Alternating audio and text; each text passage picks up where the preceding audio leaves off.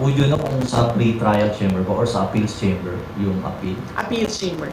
Appeals chamber. Yes. Any other topic? Any other question? Follow up on ICC? Camille, Ibang topic. ibang topic. Another topic. RG, ikaw pa rin. Sige. Okay. Regarding sa plano po ni bagong ombudsman, Remulla, na hukayin niya daw ulit sa hukay yung Parmali case. Sa tingin niyo may nilulutong narrative yung administration? Oh yes. Oo. Matagal naman na ako nagsasabi, 'di ba, na wala namang ginagawa itong gobyerno na ito, kundi number 1, mamulitika, at number 2, ubusin ang budget ng Pilipinas sa korupsyon. So yan lang yun ang ginagawa nila, sir, sa totoo lang. Meron ba kayong nakikitang project? Wala, 'di ba? So ibig sabihin, wala na silang ibang objective para sa kanilang pagkaupo diyan sa administrasyon, kundi mamulitika, and ang end goal nila is perpetuation in power. Sinabi ko na yan noon pa. And paano nila gagawin yon? Ay syempre ubusin nila yung kaban ng bayan sa korupsyon. Kasi kung talagang seryoso ang ombudsman sa pag-iimbestiga, imbestigahan din nila yung laptop corruption scandal ng Department of Education. Nandoon si Zaldico. At alam ko yun dahil gumawa kami ng sarili naming investigation sa loob ng Department of Education noong ako ay Department of Education Secretary. May I just say na merong confidential funds na pumunta doon sa paghahanap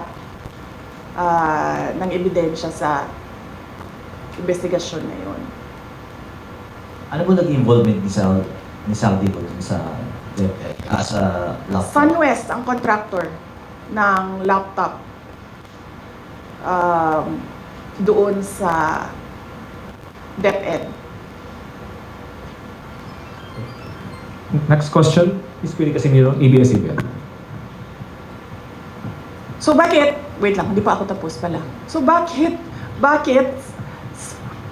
specific yung pag-iimbestiga? Bakit hindi iniimbestigahan lahat ng corruption scandal? Bakit kinokontrol yung kwento sa korupsyon? Bakit hindi nilalabas lahat nung mga insidente o mga gawain o mga iskandalo sa korupsyon? Bakit pinipili? Kaya natin nasasabi lahat na merong controlling the narrative ay dahil pinipili nila kung ano yung gusto nila imbestigahan. At kung napapansin, kapag medyo tatamaan na o merong tatamaan o tatamaan na talaga ang Office of the President, ang administrasyon sa investigasyon, ay biglang namamatay yung investigasyon. O nawawala, o nalilibing, o nalulubog yung investigasyon. So ibig sabihin, meron talagang pagkontrol sa kwento. Ma'am Queenie. Alright. Buenas tardes, ma'am. Yes, Yeah. ma'am. Is it true that the family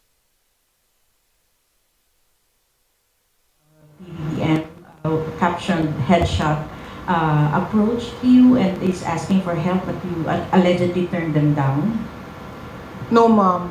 I never received a request for help from the family of the vlogger. And it's highly unlikely, ma'am, for us to say no, because if it's this is a matter of legal assistance, ma'am, no, because there is a case. So usually we refer it for legal advice kung meron ng abogado.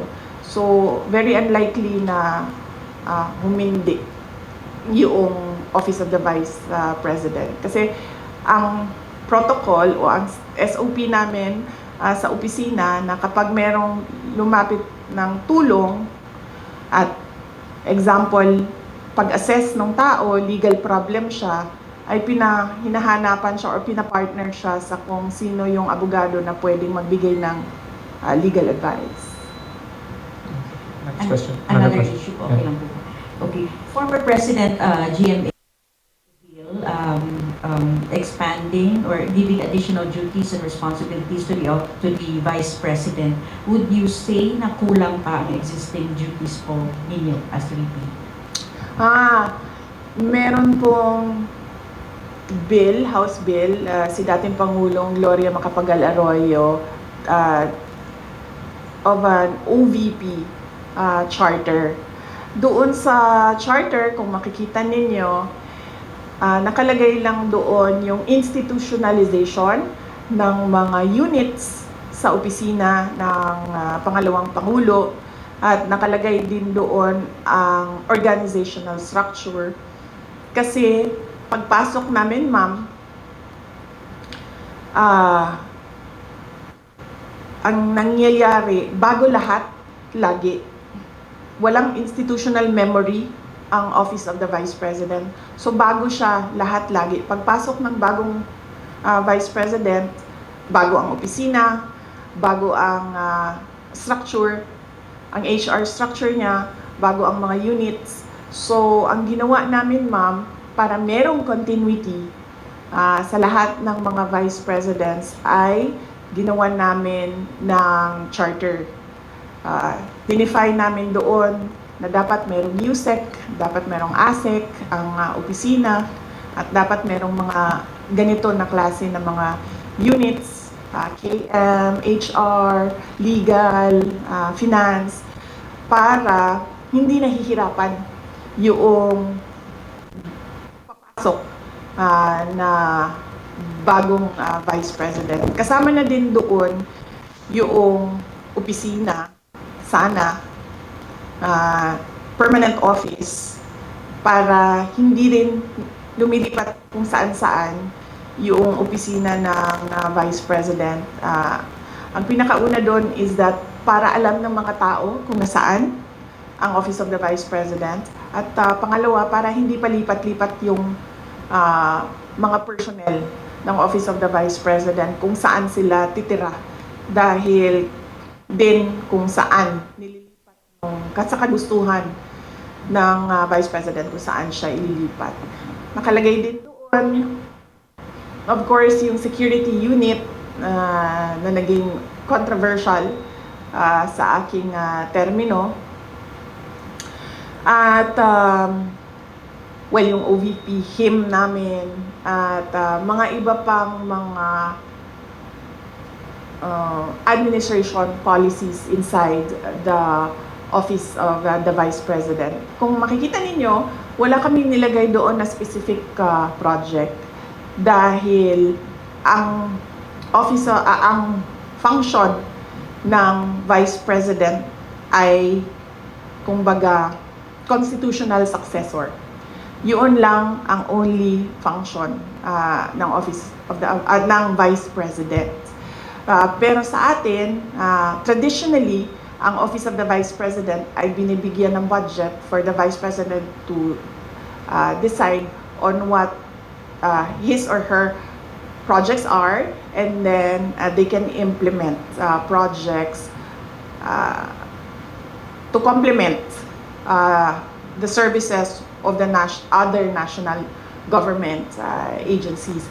So on that note, hindi namin nilagay yun, ma'am. Kasi baka, naisip ko, merong Vice President na papasok na wala siyang project.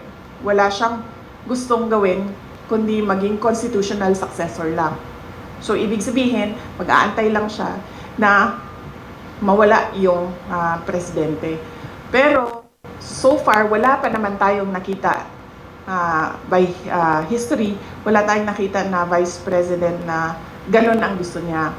Lahat merong kani-kanilang projects. Ang hindi lang namin ginawa ay mag-define kung ano yung project. Kasi magdedepende yon sa panahon kung kailan siya naging Vice President, sa panahon kung kailan anong relevant na project. So ang ginawa ay yung structure ng opisina na kahit anong project ay ma-implement noong organization.